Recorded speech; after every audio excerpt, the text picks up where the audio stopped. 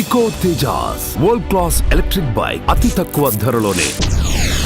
Okay, ఆ ఆలోచన కూడా ఉంది భవిష్యత్తులో జరిగితే జరగచ్చు. సరే, ఇంత జరుగుతుంది కదా కథ. ఈ కథ అంతా మీ ప్రేమాయణము, ఈ కథ, ఈ రచ్చ రంబోలా ఇదంతా మీ దేవుడికి తెలుసా? ఒకవేళ మీ దేవుడికి తెలిసి ఉంటే మీ దేవుడు మిమ్మల్ని పిలిచి ఏమన్నారు? జగనానికి అన్ని మనసుకి చెప్పాను, మీతో ఎలా చెప్పాను, అన్ని విషయాలు ఇంకా చాలా చెప్పాను. అన్న ఏంటంటే ఇలాంటి జీవితాలు వచ్చేటప్పుడు కుటుంబం సర్దుకుపోవడం అన్నది సహజంగా ఉంటది. భార్యాభర్తలు ఇద్దరు చేసుకోవాలి. మరి ఇది పొసగనప్పుడు మీరు ఏదో ఒక సరైన డెసిషన్ తీసుకుని సమాజానికి ఒక సపోర్ట్ గా ఉన్నటువంటి వ్యక్తులు, మీరు ప్రజల రాజకీయాల్లో ఉన్నటువంటి వ్యక్తులు, ప్రజల్ని మమేకమైనటువంటి వ్యక్తులు, ఈ సమస్యని ఏదో ఒక రకంగా సెటిల్ చేసుకోమని సార్ చెప్పారు. సెటిల్ చేసుకోమన్నారు. సెటిల్ అంటే నీ ఇష్టం అని చెప్పారు. నువ్వు ఎలా సెటిల్ చేసుకున్నా అంత కూల్గా మీ దేవుడు మీకు చెప్పినప్పుడు టెక్కలి నియోజకవర్గ ఇన్ఛార్జ్ మిమ్మల్ని తప్పించి పేరాడ తిలకు ఎందుకు బాధ్యతలు ఇచ్చారు? ఇన్ఛార్జ్ అసలు నాకు సస్పెండ్ చేయాలి. నేనే ఈ ప్లేస్ లో ఇంకొక వ్యక్తి ఉంటే సస్పెండ్ చేయమంటాను. నేను కూడా అధిష్టానానికి, మా పార్టీ పెద్దలకి నన్ను సస్పెండ్ చేయండి అని చెప్పాను. ఎందుకంటే ఇది కూడా నేను చెప్పాలి సార్ మీ ద్వారా.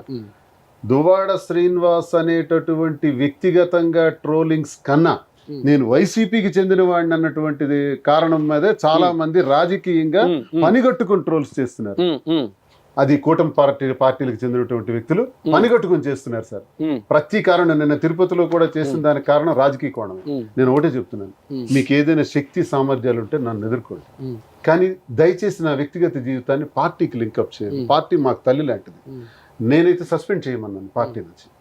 కానీ చెప్పాను కదా, జగనన్నకి నేను ఏ జన్మలో నేను చేసుకున్న అదృష్టం నేనంటే ఆయనకు కొంత ఇష్టం. ఆ కారణంగా నేనే ఒక సలహా చెప్పాను. ఇన్ఛార్జ్ అన్నది నేను ఇప్పుడు చేయలేను. పార్టీ కార్యక్రమాలు చేయాల్సిన బాధ్యతల్లో నేను ఈ సమస్యల్లో ఉండటం వల్ల నాకు ఇబ్బంది వస్తుంది. నాకు ఇబ్బంది వస్తున్నప్పుడు పార్టీకి నేను సరిగ్గా చేయలేకపోతే పార్టీకి నష్టం వస్తుంది. అంతేకాకుండా కొంత నా మీద నెగిటివిటీ కూడా ఎస్టాబ్లిష్ అయింది. ఈ నెగిటివ్ని పాజిటివ్ చేసుకోవాలి. నేను నా సర్వీసెస్ ద్వారా పాజిటివ్ చేసుకునే టైం నాకు కొంత కావాలి. అదొక 6 నెలలు పట్టొచ్చు, 1 year పట్టొచ్చు, 2 సంవత్సరాలు పట్టొచ్చు. అంతకాలం వరకు నాకు కొంచెం ఈ ఇన్ఛార్జ్ బాధ్యతల నుంచి తప్పించమని నేనే స్వయంగా కోరాను.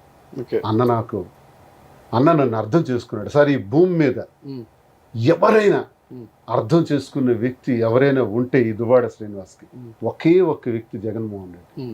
దయచేసి జగన్మోహన్ రెడ్డి గారు నన్ను అర్థం చేసుకుని ఆయన నాకు అండగా నిలబడితే జగన్మోహన్ రెడ్డి చర్యలు తీసుకోడా?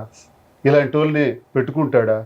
ఏం చేశాను నేను? నా మీద నేనేమైనా అవినీతి చేశానా, అక్రమాలు చేశానా, దోపిడీలు చేశానా, భూ కబ్జాలు చేశానా? అలాంటివి చేస్తే నా మీద చర్యలు తీసుకోవాలి. నా వ్యక్తిగత విషయం. ఇద్దరు వైసీపీలో ఉన్నారు. జగన్మోహన్ రెడ్డి గారు అర్థం చేసుకున్నంత ఈజీగా భవిష్యత్తులో టెక్కల్ నియోజకవర్గ ప్రజలు మిమ్మల్ని అర్థం చేసుకొని, మీ సంబంధాలను అర్థం చేసుకొని మిమ్మల్ని ఆదరిస్తారంటారా? టెక్కలి నియోజకవర్గ ప్రజలందరికీ మా ఇంటి వ్యవహారం తెలుసు. రాష్ట్ర ప్రజలకు తెలిసింది ఈ 2 నెలల్లో. ఎవరి వల్ల? మీ మీడియా అది మీ దయ వల్ల. మీరే కదా స్టార్ట్ చేశారు ఫస్ట్. నాగరాజు గారి వల్ల నేను స్టార్ట్ చేసే వల్ల ఎండింగ్ నాకు మీరు స్టార్ట్ చేశాక నేను ప్రజలందరూ కోరుకునేది అంటే ఇక్కడతో మా వ్యక్తిగత విషయాల్ని ఈ సుమన్ టీవీ ద్వారా నేను కోరుతున్నాను. దయచేసి ఇప్పటికే మేము చాలా టార్చర్ అనుభవించాం, చాలా కష్టాల్లో ఉన్నాం, చాలా మానసిక క్షోభను అనుభవిస్తున్నాం. మాకెవరూ లేరు, ఒంటరిగా ఉన్నాం. చుట్టూ సముద్రం ఉంది, తాగడానికి నీరు లేదు అన్నట్టు. నేను నాకు ఒకరికొకరు మాకు ఎవరు లేని ఈ ఒకసారి ఆ పాట మాకెవరు లేని సందర్భంలో ప్రజలు దయచేసి మా వ్యక్తిగత విషయాన్ని పక్కకు పెట్టి మిగతా ప్రజా జీవితం ప్రారంభిద్దాం. ఇప్పుడు నేను ప్రజా జీవితం ప్రారంభిస్తాను. ఎక్కడైతే పోగొట్టుకున్నానో అక్కడే మళ్ళీ సంపాదిస్తాను. ఆ ప్రజల అభిమానాన్ని నేను పొందగలను. టెక్కల ప్రజలకు నేనేంటో తెలుసు. మీరు కెమెరా పెట్టి అడగండి, వాళ్ళే చెప్తారు. టెక్కల ప్రజలకు నేను ఎలాంటి వాడినో తెలుసు. కాబట్టి నేను ఖచ్చితంగా ఆ ప్రజల మధ్యలో మళ్ళీ నేను గౌరవాన్ని పొందుతాను, పొందేందుకు శ్రమిస్తాను. కాబట్టి దయచేసి ఈ వ్యక్తిగత జీవితాన్ని ఇంకిక్కడతో క్లోజ్ చేయమని నేను అన్ని క్రిస్టల్ క్లియర్గా నా భావాలని చెప్పేసి ఓపెన్ చేసేసారు. ఇక్కడ ఒకటి అందరినీ ఏకతాటి పెట్టేస్తుంటారు. ఈ ఇష్యూ వల్ల శ్రీకాకుళం జిల్లాలో అత్యధికంగా ఉన్న శాతం ఎవరంటే కాళింగలు. అత్యధికంగా ఓటర్లు ఉన్న వాళ్ళదే, జనాభా కూడా వాళ్ళదే అత్యధిక, మీ కాళింగ సామాజిక వర్గమే. ఈ ఇష్యూ వల్ల కాళింగలు రెండుగా విడిపోయారు. దువ్వాడ వాణి వైపు సగం మంది, దువ్వాడ శ్రీనివాస్ వైపు సగం మంది వెళ్ళిపోయారు కాళింగలు అనే ఒక చర్చ అయితే జరుగుతోంది. మరి కాళింగలు అందరినీ కూడా ఏకతాటిపైకి తీసుకెళ్ళాలి. బిగ్ జోక్ అసలు, చాలా పెద్ద జోక్. తప్పుగా అనుకుంటే మీరు కాళింగలేనా? కాళింగలే పక్క, Hmm, నో డౌట్. హనుమంత్ అని ఓకే. వాళ్ళ ఇంటి పేరు మా సర్నేమ్ హనుమంత్. హనుమంత్ అప్పేదర్ గారి తాలూకా. సరే మేము కళింగసే కాదు భవిష్యత్తులో. సార్, కులం ఎప్పుడైనా భార్య భర్తల కోసం విడిపోద్దా సార్? కరెక్ట్. కులం ఎప్పుడైనా రాజకీయం కోసం విడిపోద్ది, ఒక సమస్య కోసం విడిపోద్ది, రెండుగా చీలిపోవచ్చు. కానీ ఆఫ్టర్ ఆల్ భార్యాభర్తల గొడవ కోసం కులం విడిపోవడం అన్ని పని సింక్ అయ్యండి మీ ఇద్దరికి. ఏ సార్? ఎప్పుడు అదే గత జన్మలో రాసిన బంధమేమో. మేబీ నాకు ఒకటి అనిపిస్తుంది, గత జన్మలో మేము ప్రేమికులుగా విడిపోయి ఉంటాం, అందుకే ఈ జన్మలో కలిసామేమో. ఆలస్యంగానే కలుపుతున్నారు, కానీ తొందరగా కలపాల్సింది ఆలస్యంగా.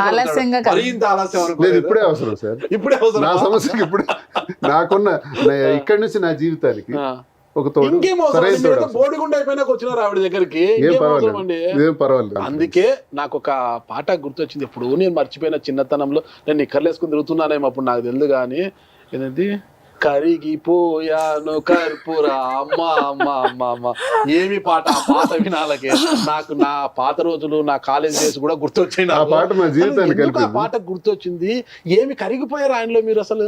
కరిగిపోయాను కర్పూర వీణలా, కలిసిపోయాను నీ వంశధారలా.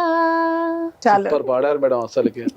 అసలు ఎందుకు కరిగిపోయారంటే ఒక్క వాక్యంలో చెప్పండి అసలుకి. చెప్తాను కదా, గత జన్మలో ప్రేమికులుగా విడిపోయి ఉంటాం, ఈ జన్మలో మళ్ళీ గత స్వామి జన్మలో కలిపారు. ప్రేమికులు అంటే గత జన్మలో విఫల ప్రేమికులు, ఈ జన్మలో సక్సెస్ ప్రేమికులు. ఈ జీవితాంతం ఇలాగే ఈ సక్సెస్ ను కొనసాగిస్తారు. ఎవరికి నష్టం లేకుండా, ఎవరికి నష్టం లేకుండా, ఇరు కుటుంబాలకి ఎవరికి నష్టం లేకుండా, మా వల్ల ప్రజలకి ఎవరికి అతనికి ఇష్టమైన ప్రజా జీవితంలో అతనికి సపోర్ట్ చేస్తూ. దయచేసి ప్రజలు మా సమస్యను అర్థం చేసుకోవాలని కోరుతున్నాం. ఇది తప్ప ఒప్ప అంటే ప్రజలే నిర్ణయించాలి. నిర్ణేతలు వాళ్లే, నిర్ణయించే శక్తి వాళ్ళదే. మమ్మల్ని అగ్రభాగాన పెట్టగలిగే శక్తి ప్రజలదే. ప్రజలే అన్ని నిర్ణయిస్తారు, నేను నమ్ముతాను. ప్రజలే దేవుళ్ళు. ఎప్పుడైనా ప్రజలకి అబద్ధం చెప్పకూడదనే ప్రజలకు నిజాలే చెప్పానండి.